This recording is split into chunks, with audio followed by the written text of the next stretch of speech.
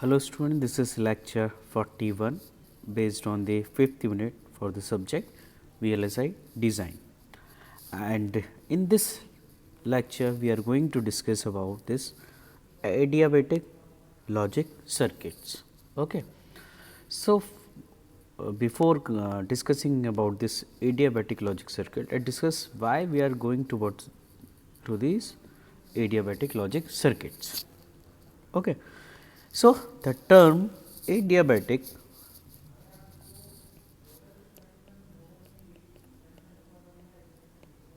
is coming here. Okay. So, basically the this meaning of this, okay, this adiabatic logic means related with the thermodynamic process.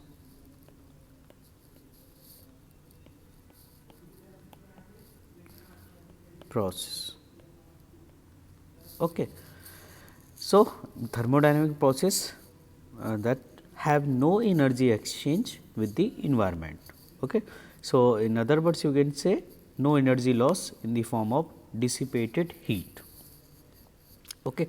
That is why we are using the term adiabatic over here. Okay. Now, if I talk about this adiabatic logic, as in previous lecture we have seen that we are discussing over here that how to reduce this dissipated power. Okay, because whenever we talk about this VLSI design, we always focused on your energy means your power, delay and area. Okay. So, if you are going to reduce any sorry any one of the parameters, okay, out of these 3 parameters, you are going to increase the your you can say efficiency of the circuit, okay, or you can say optimization of these 3 values. Okay. Now, let us discuss with this adiabatic logic circuit.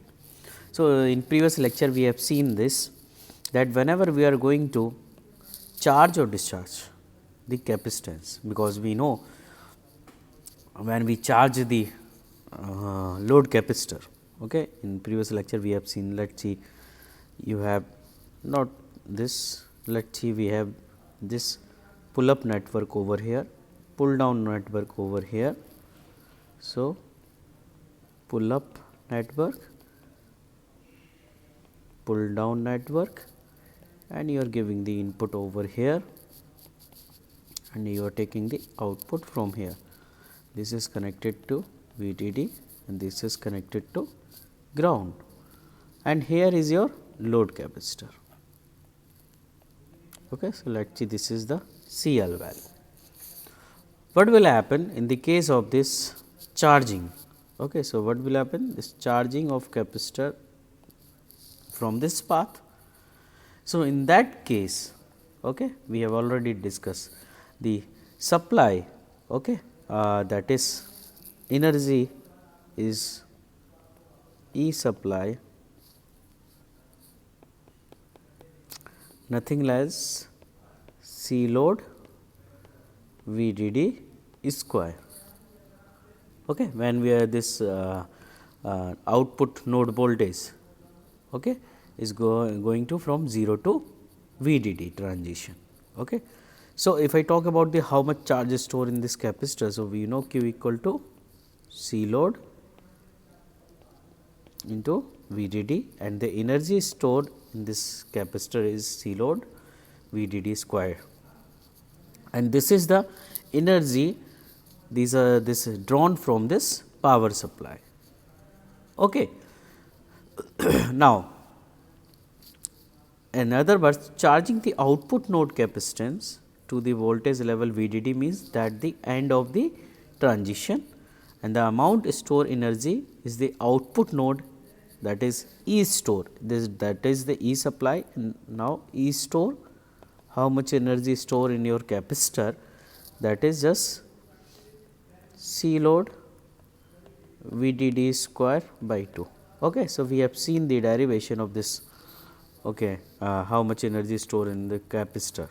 Okay, we have already discussed and seen the derivation of this equation. Okay, it's mean half of the your injected energy from the power supply is dissipated in the PMOS network, while one half is delivered to the output node. Okay. So, we know whenever this transition is going on, the dissipation is going on over there. Okay. Now, let us talk about this more.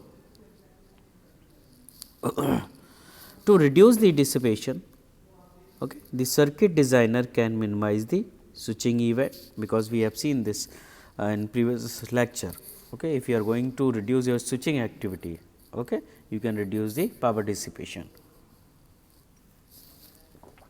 Decrease the node capacitance. Okay. So, we have seen this how to reduce this load capacitance, or not load capacitance, only all the switched capacitance, okay, that includes your parasitic capacitance also.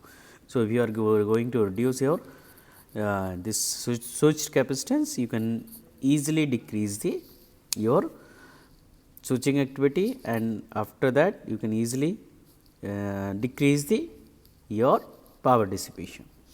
Reduce the voltage swing, because that is the supply is coming from a power supply VDD.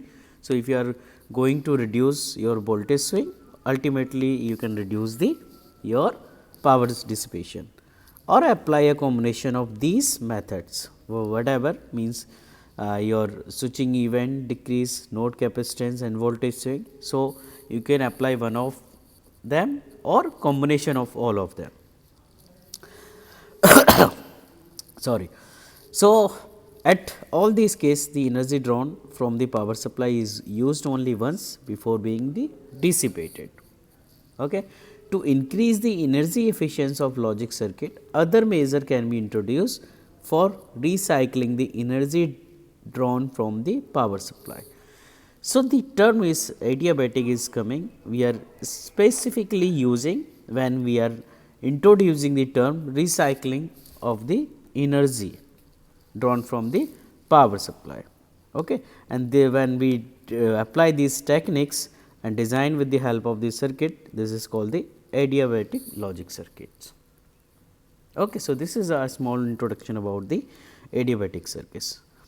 Now, if I talk about the switching, so here I have taken one simple example according to this book Kang. So, what they have connected the source over there, rather connecting the your voltage source. Okay. If I talk about in CMOS, we have to apply this voltage source over here. Okay. Now, rather than attaching this, and this is just like a charging of the capacitor. Okay. If you see the pull up network functionality, you may find out that this is the same, the only changes here source. Okay. So, if I take the equation, means how much this voltage across this capacitor, that is given by the 1 by C I source into T, okay, or another word we can write it down, I source equal to C V C T by T. This voltage across this capacitor is depending on the time. Okay. So, the energy dissipation nothing else the R integrated from 0 to 2 I source square dt, or that is R into I source square into T. Okay. So, dissipation energy is nothing else E dissipation equal to R C upon T C V C square T. So, from this equation you can usually find out the result. Okay. What are the results? That is the, if you are going to increase the time factor, T factor. Okay. So, charging of the capacitance. Okay. So, in that way you can reduce the E dissipation. Okay. And also it is depending upon the this R, E dissipation is directly proportional to R. So, if you are going to reduce, or you at the designing level, if you are able to reduce the R, you can also decrease the your dissipation energy. Okay. So, from here you can find out that how this dissipation in energy is depending upon this R and T. Clear? Now, there are some example of designing of this. Here you can see they have designed the adiabatic amplifier circuit, okay, and this they have used this transmission gate and NMOS transistor. Okay. So, these are the some example of these adiabatic logic circuit. Okay.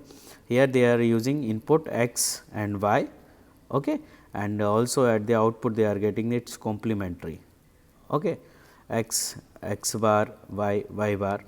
Okay. So, this is the one example of adiabatic amplifier circuit. Okay.